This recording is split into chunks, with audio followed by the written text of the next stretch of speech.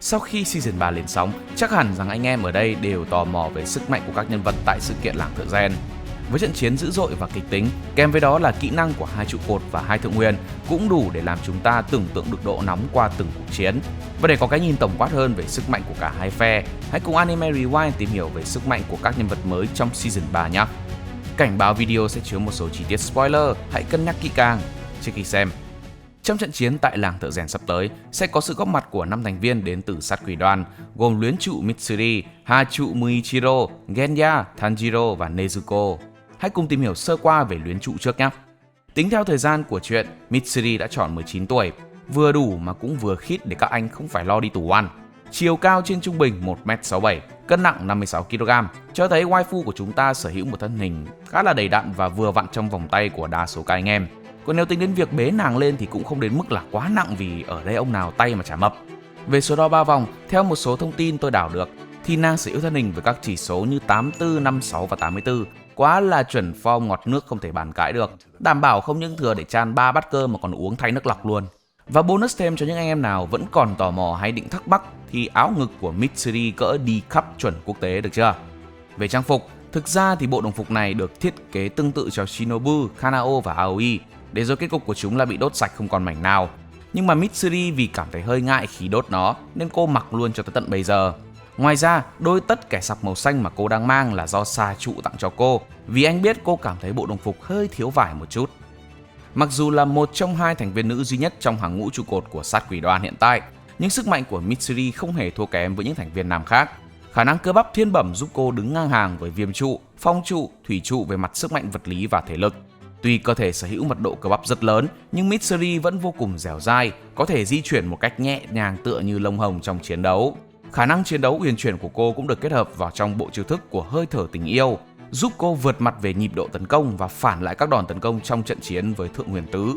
Phương thức chiến đấu uyển chuyển của Mitsuri cũng được hỗ trợ và phát huy tối đa nhờ có sự giúp đỡ của thanh gươm Nichirin đặc biệt cô sở hữu.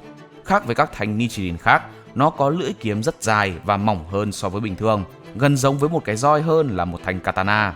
Thanh kiếm này được rèn bởi chính trưởng làng rèn, một phần là do độ phức tạp đến tỉ mỉ để có thể rèn và bảo dưỡng thanh kiếm kỳ lạ này. Cũng vì kết cấu kỳ lạ của lưỡi kiếm nên chỉ có Mitsuri mới có thể sử dụng nó mà không tự gây hại cho bản thân. Mỗi lần tra kiếm vào vỏ, cô phải gấp nó lại nhiều lần bằng cách xoay kiếm. Hơi thở tình yêu là bộ kỹ năng của Mitsuri do chính cô tự sáng tạo ra.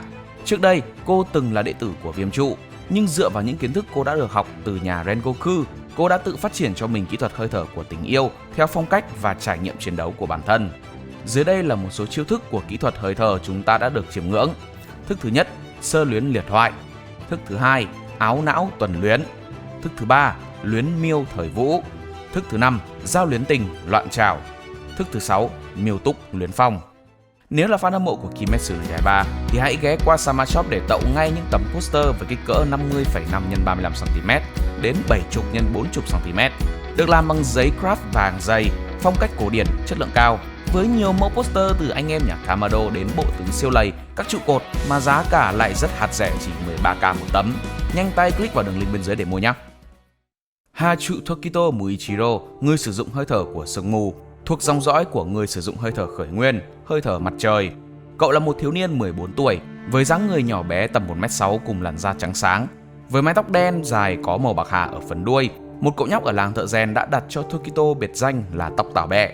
Đôi mắt của cậu cũng có màu xanh tương tự, tuy nhiên sâu thẳm bên trong đôi mắt đó lại ẩn chứa một tâm hồn trống rỗng, như đang bị giam cầm trong chính suy nghĩ của bản thân. Đồng phục của Muichiro đã được biến hóa so với đồng phục tiêu chuẩn, với phần tay áo rộng và ống quần loe. Bộ đồng phục được thiết kế rộng rãi hơn bình thường cũng là một yếu tố trong chiến đấu, che khuất tầm nhìn của đối phương, ẩn giấu các đòn tấn công trong mỗi lần xuất chiêu. Tên của hà trụ Muichiro cũng mang một ý nghĩa sâu sắc. Chữ Mu trong Muichiro có nghĩa là vô tận, mang hàm ý nếu sử dụng sức mạnh để bảo vệ người khác thì sẽ mang lại cho bản thân một nguồn sức mạnh vô tận. Tuy mới 14 tuổi, tài năng thiên bẩm cùng kỹ năng chiến đấu vô cùng mạnh mẽ dễ dàng khiến cậu trở thành một kiếm sĩ khiến bất cứ con quỷ nào cũng phải dè chừng. Sức mạnh của Muichiro không tập trung vào thể lực, vì nếu xét về khả năng cơ bắp thì cậu chỉ xếp thứ 7 trong số 9 trụ cột. Tuy nhiên, sức mạnh của Muichiro chính là sự biến hóa uyển chuyển, thoát ẩn thoát hiện trong làn sương mù, nhẹ nhàng như những cơn gió trong mỗi chiêu thức. Sử dụng hơi thở của sương mù, một nhánh từ hơi thở của gió, điều này cũng làm cho sức mạnh của cậu trở nên vô cùng đặc biệt. Đòn tấn công của Muichiro biến hóa vô cùng nhẹ nhàng, thậm chí còn thanh thoát và nguy hiểm, khác với phong cách thô bạo của phong trụ. Thanh Nhật Luân kiếm cậu sở hữu so với các trụ cột khác thì khá là đơn giản. Nó giống như một thanh kiếm thông thường với lưỡi kiếm màu trắng, mang dòng chữ ác quỷ diệt sát được khắc trên đó. Hơi thở của sương mù gồm có 7 thức. Thức thứ nhất, Thủy Thiên Viễn. Thức thứ hai, Bát Trùng Hà. Thức thứ ba, Hà Tán Phi Mạt. Thức thứ tư, Di Lưu Trảm. Thức thứ năm, Hà Vân Hải. Thức thứ sáu, Nguyệt Hà Tiêu. Và thức thứ bảy, Lùng. Sau một thời gian dài ở ẩn và bị bộ ba siêu lầy chiếm spotlight thì hôm nay cũng đã đến ngày Genya được tỏa sáng. Và lần đầu xuất hiện, Genya 16 tuổi với thân hình bé nhỏ, cùng chiều cao khá khiêm tốn.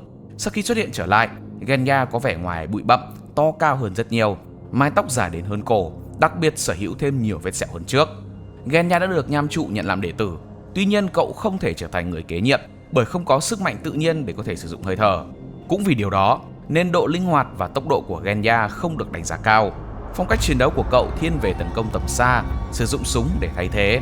Súng Genya sử dụng chứa loại đạn đặc biệt được làm từ chất liệu giống với Nhật Luân kiếm. Cậu có thể bắn chính xác vào đầu của những con quỷ ở khoảng cách rất xa, thậm chí bắn trúng đầu nhiều mục tiêu cùng lúc chỉ với một phát bắn. Còn lại, thành Nichirin của cậu gần như không được đề cập đến.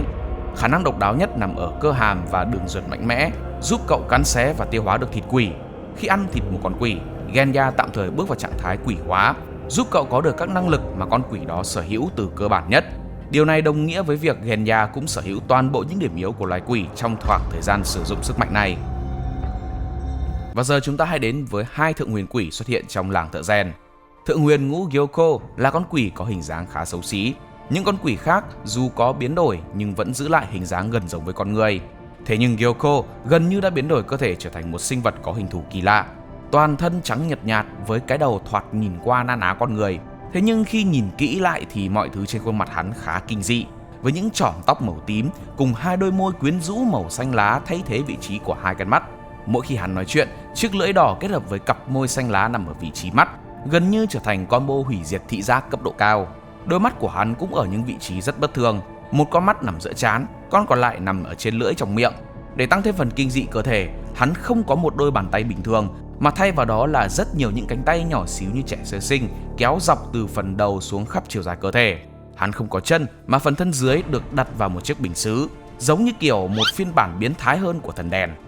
Với sức mạnh thuộc hàng ngũ thượng huyền quỷ, Gyoko vô cùng mạnh mẽ với các kỹ năng độc đáo.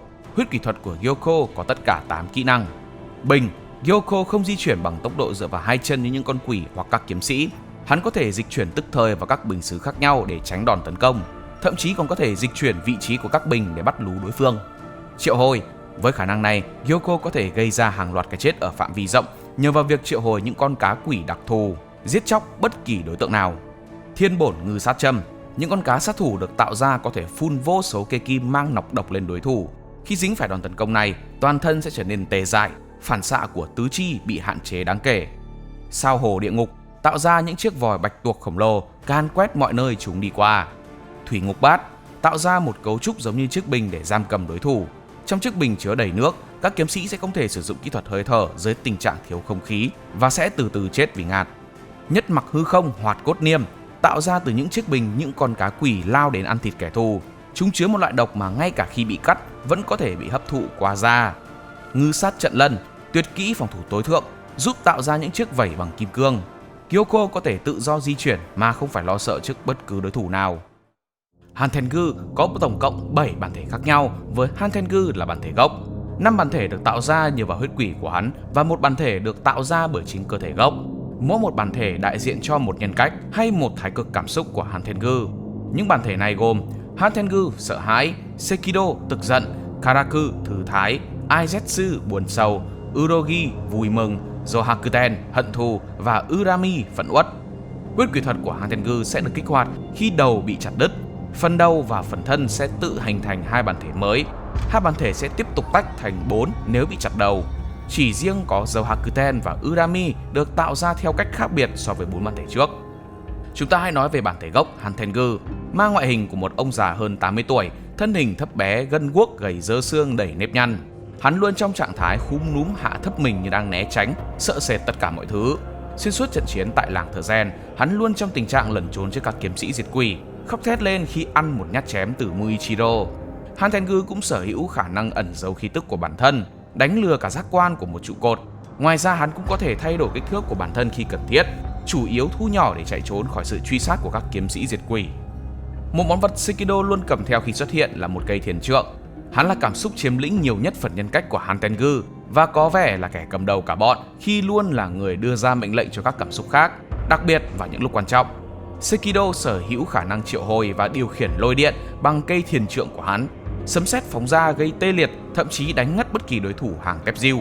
Tuy nhiên, kỹ năng này vẫn có một nhược điểm lớn, khi sấm sét của hắn không thể đánh xuyên qua bất kỳ vật thể nào được tạo ra bởi chính máu thịt hay bất kỳ bộ phận nào từ cơ thể của các cảm xúc khác. Karaku luôn cầm trong tay một chiếc quạt có hình dạng lá phong. Xuyên suốt thời gian chiến đấu, hắn luôn buông lời khen ngợi các kiếm sĩ, coi trận chiến với họ chả khác gì một trò chơi. Karaku có thể triệu hồi và điều khiển gió, sử dụng chiếc quạt đặc biệt hắn sở hữu. Chỉ việc phẩy nhẹ chiếc quạt của mình, hắn có thể tạo ra một luồng gió mạnh, thổi bay Muichiro vào khu rừng phía xa, hay để lại một cái hố khổng lồ, săn phẳng một tòa nhà chỉ trong chốc lát. Karaku sử dụng khả năng này rất chiến thuật, gây khó khăn cho đối thủ trong việc di chuyển trên chiến trường. Tương tự như Sekido, kỹ năng này không gây ảnh hưởng lên các nhân cách khác. Aizetsu mang theo một cây thương, sử dụng là món vũ khí chính trong chiến đấu. Cây thương này được tạo ra từ máu thịt của hắn, và hắn cũng có thể thay đổi chiều dài của nó để thích nghi với tùy trường hợp hay đòn tấn công nhất định. Cơ thể của Urogi có phần khác một chút so với các nhân cách trước, nửa người, nửa chim, sở hữu sải cánh rộng sau lưng và móng vuốt sắc nhọn thay cho phần chân và tay. Điều này khiến hắn mang các yếu tố thể chất của loài chim. Urogi có thể bay lượn với tốc độ cao, phần vuốt sắc nhọn cắt được qua cả kim cương. Tuy nhiên, trọng lượng cơ thể hắn phải đủ nhẹ mới có thể di chuyển trên không. Điều này đã bị lợi dụng để chống lại hắn. Urogi có thể phóng ra những luồng sóng âm từ miệng, làm tai và mũi của Tanjiro phải thổ huyết. Trong số các cảm xúc, Zohakuten là kẻ thông minh, thông thái nhất và mạnh nhất. Có thể do đã qua cấy ghép nên hắn có cho mình khả năng sử dụng mộc độn của Hokage đệ nhất làng lá. Bằng cách gõ vào một chiếc trống đằng sau lưng, hắn có thể triệu hồi, thay đổi hình dạng của thảm thực vật xung quanh. Chủ yếu hắn tạo ra 5 mộc long có khả năng sử dụng tất cả những yếu tố của các nhân cách còn lại, và tất nhiên chúng mạnh hơn rất nhiều so với bản gốc. Ngoài ra còn có thể kết hợp với nhau để cho ra những chiêu thức mạnh hơn gấp bội. Mộc long có thể phóng to, thu nhỏ, kéo dài, bắt giữ, cắn, nghiền nát đối thủ, hay tạo ra một cái đầu rồng nhỏ bên trong cái đầu rồng to để gia tăng sức mạnh cho đòn đánh.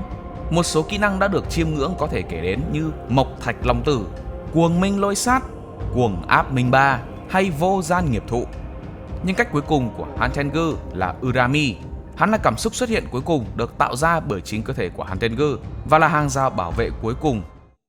Làng Thợ Rèn chắc chắn là phần phim ngập tràn cảm xúc vì quá khứ và sức mạnh của những con quỷ lẫn các trụ cột. Vậy đâu là nhân vật mà các bạn nghĩ rằng sẽ chiếm spotlight cho phần phim này? Đối với tôi, waifu Mitsuri vẫn là số 1. Bên cạnh đó, sức mạnh của Thượng Huyền Tứ cũng sẽ là một thứ khá thú vị, đáng mong chờ khi lên anime. Nếu bạn yêu thích video của Anime Rewind, hãy để lại một like và một share để ủng hộ chúng mình.